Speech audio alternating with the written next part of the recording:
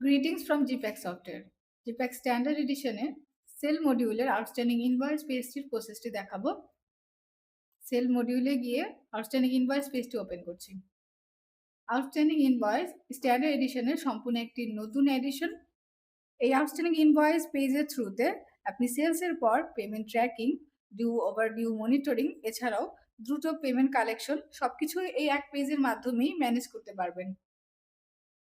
এই outstanding invoice পেজের মাধ্যমে আপনি প্রতিটি সেল ইনভয়েসের এগেনস্টে কাস্টমার থেকে ডিরেক্টলি পেমেন্ট রিসিভ করার সুবিধা পাবেন। গ্রিডে দেখতে পাচ্ছেন সেল ইনভয়েস ও তার ডিটেলসগুলো শো করছে। এই পেজে প্রতিটি কাস্টমারের সেল ইনভয়েস তখনই শো করে যখন কাস্টমারের ক্রিয়েট করার সময় বিল ওয়াইজ প্রসেসিং অপশনটি অন করা থাকে।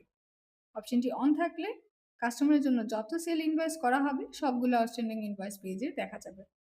আর এই অপশনটি অফ থাকলে ইনভয়েসগুলো এখানে আর শো করবে না। তাই যদি আপনার কোম্পানিতে ইনভয়েসের এগেনস্টে পেমেন্ট রিসিভ করা হয়ে থাকে তাহলে অবশ্যই কাস্টমার ক্রিয়েটের সময় বিল ওয়াইজ প্রসেসিংটি অন করতে হবে। তাহলেই এই আউটস্ট্যান্ডিং ইনভয়েস ফিচারটি আপনি ব্যবহার করতে পারবেন। এখানে দুইজন কাস্টমারের ইনভয়েস দেখতে পাচ্ছেন।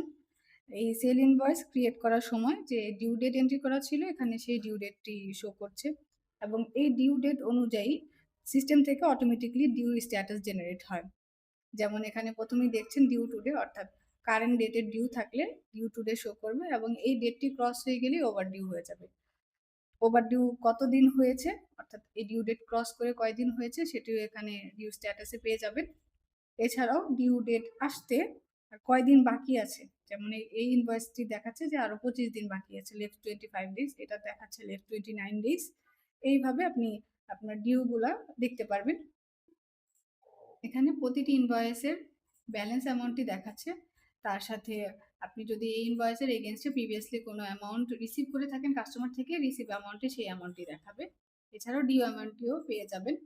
এখানে রিসিভ বাটন রয়েছে, রিসিভ বাটনে ক্লিক করলে আপনি পেমেন্ট রিসিভ করার জন্য একটি পেজ চলে আসবে।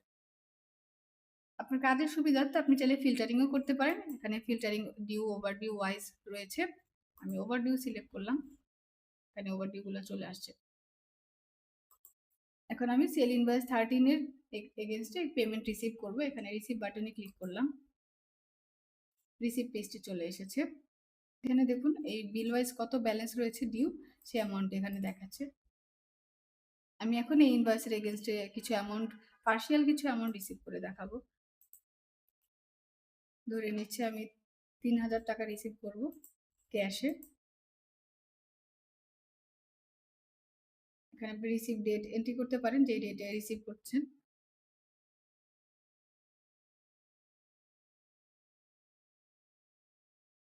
সেভ করে নিলাম। এই ইনভয়েসের এগেনস্টে পেমেন্ট রিসিভ হয়ে গিয়েছে। এখন প্রিভিয়াস পেজে যাচ্ছি। যদি খেয়াল করুন সেল ইনভয়েস 13 এর এগেনস্টে রিসিভ অ্যামাউন্টে 3000 এসে পড়েছে এবং ডিউ অ্যামাউন্ট এখন 2000 শো করছে। আপনি চাইলে পুনরাও এই ইনভয়েসের এগেনস্টে এখন রিসিভ করতে পারবেন। এই রিসিভ অ্যামাউন্টটি অলরেডি অ্যাকাউন্টের সাথে ইন্টিগ্রেট হয়ে গিয়েছে।